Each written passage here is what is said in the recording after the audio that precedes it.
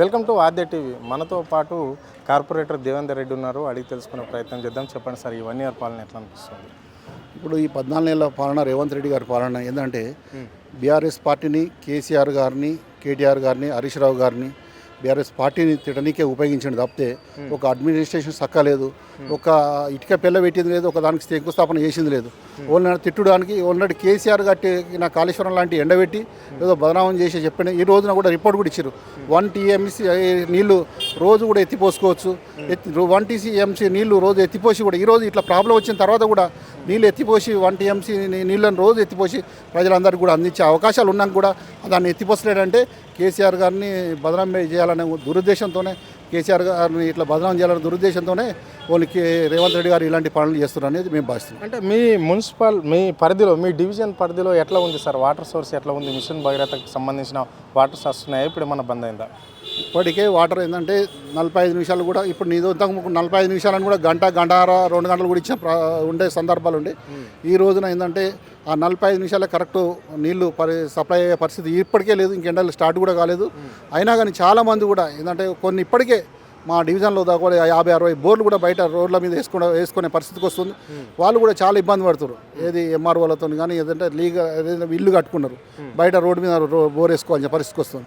చాలా వరకు కూడా ఇప్పుడు నీళ్లకు ఇళ్ళ వాళ్ళు హౌస్ హోల్డర్స్ డివిజన్లో కూడా ఇప్పటికే చాలా ఇబ్బంది పడుతున్నారు. ఇంకా ముందు కూడా ఇబ్బంది పడతారనే ఉద్దేశంతో సమ్మర్ స్టార్ట్ కాలేదు కదా, మరి సమ్మర్ స్టార్ట్ కాలేదు, గ్రౌండ్ వాటర్ పడిపోయింది కదా. ఇప్పుడు కేసీఆర్ గారు ఉన్నప్పుడు పడిపోయిన గ్రౌండ్ వాటర్ పైకి వచ్చింది. దాదాపు ఇప్పుడు మళ్ళీ పైకి వచ్చిన గ్రౌండ్ వాటర్ మళ్ళీ పడిపోతుంది. గ్రౌండ్ వాటర్ మొత్తం పడిపోయిన తర్వాత ఇప్పుడు ఎందుకు గతంలో ఒక ఎగ్జాంపుల్ ఒక ఇల్లు హోల్డరు ఒక 200 ఫీట్ల బోర్ వేసుకుంటారు. ఇప్పుడు నీళ్ళు వెళ్తారు, 2-3 పోర్షన్లు వేసుకుంటారు. కిరాయి ఇంత ఆశ ఉంటుంది అతను కూడా. ఆ 200 ఫీట్ల బోరు ఇప్పుడు ఎండిపోతుంది. ఎండిపోయే వరకల్లా మళ్ళీ పక్కకు 1000-2000 ఫీట్లు వేసుకోవాల్సిన పరిస్థితి వస్తుంది. ఈయన 1000 అయ్యాక ఇంకా ఆయన కూడా పక్క ఆయన కూడా ఇంకా ఎండిపోతుంది.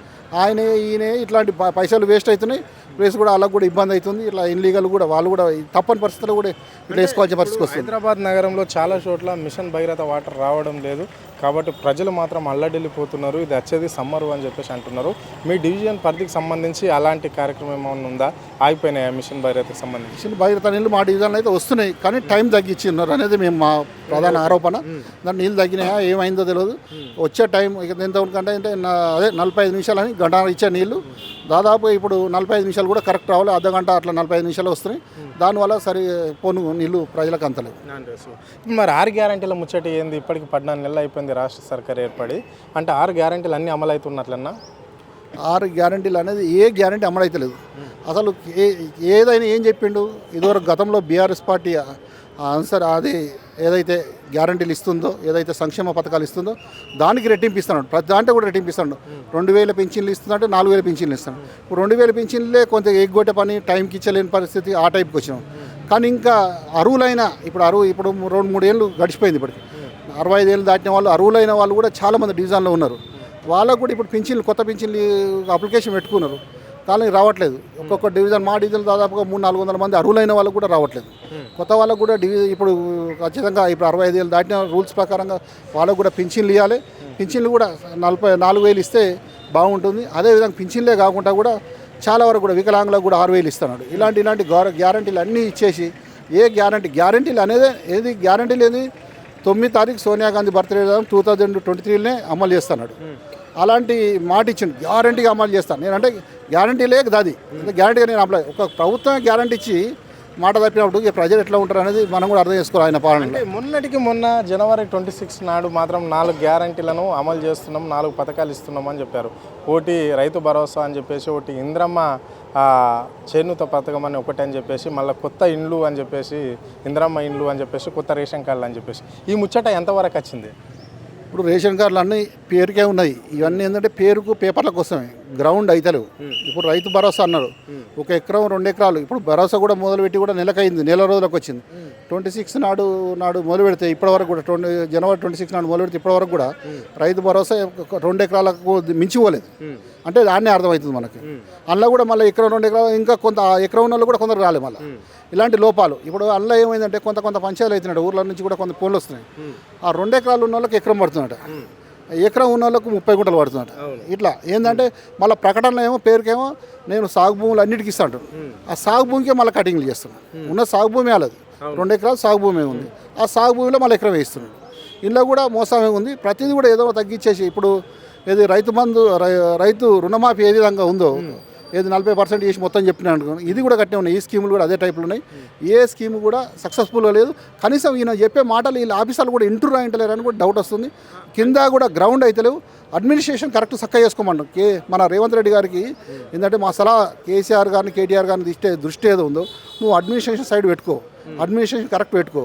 నువ్వు వేసే స్కీములు ఎంతవరకు పోతున్నాయి, ఎంతవరకు జనాలు అవుతున్నాయి, నువ్వు ఇంటెలిజెన్స్ రిపోర్ట్ తెప్పించుకొని చూసుకో. కేసీఆర్ తెప్పించుకొని చూసుకున్నావు. ఉత్తనే మాటలు ఎవరో చెప్పినప్పుడు ఎవరో వెనకంగా ఉన్న వాళ్ళు ఒకరు ఇద్దరు చెప్పి ఒకరికి వచ్చేవానికి చెప్పంగా కాదు కదా.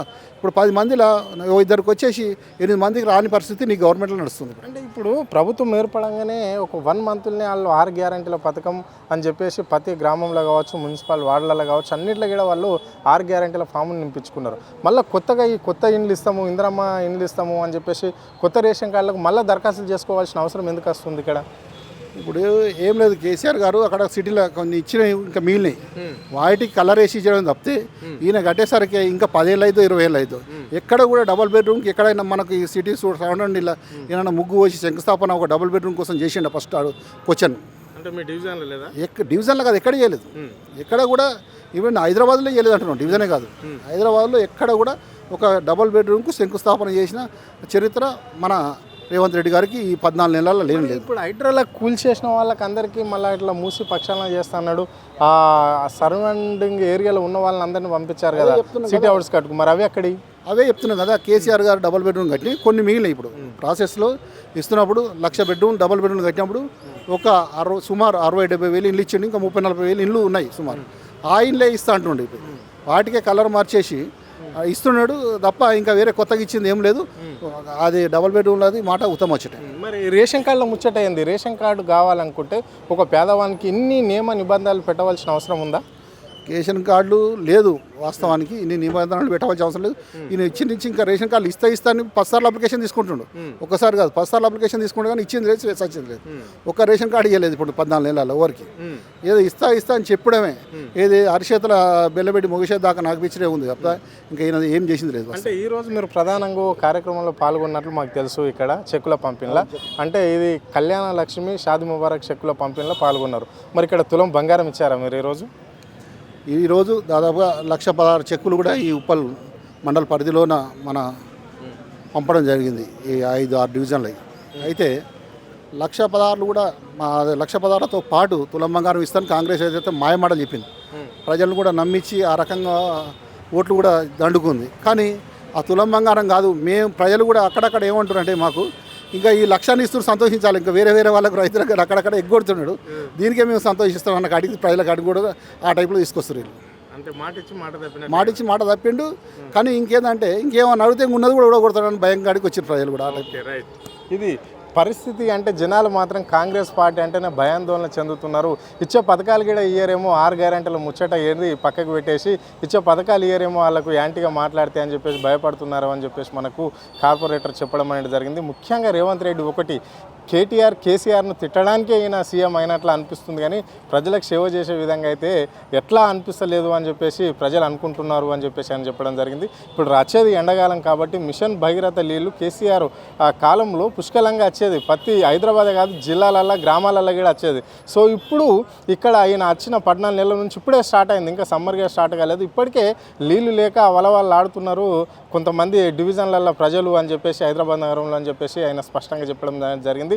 ఈరోజు మాత్రము కొన్ని చెక్కులు అయితే ఈ ఇక్కడ ఉప్పల్కి సంబంధించిన వాళ్ళకైతే షాదీ ముబారక్ కళ్యాణ లక్ష్మి చెక్కులు పంపడం అనేది జరిగింది. తులం బంగారం ఇస్తా అని చెప్పిన రేవంత్ రెడ్డి ఇప్పటి వరకు అద్దతులం కాదు అర్ధమాసం కూడా బంగారం పెట్టని పరిస్థితి కనిపిస్తుంది.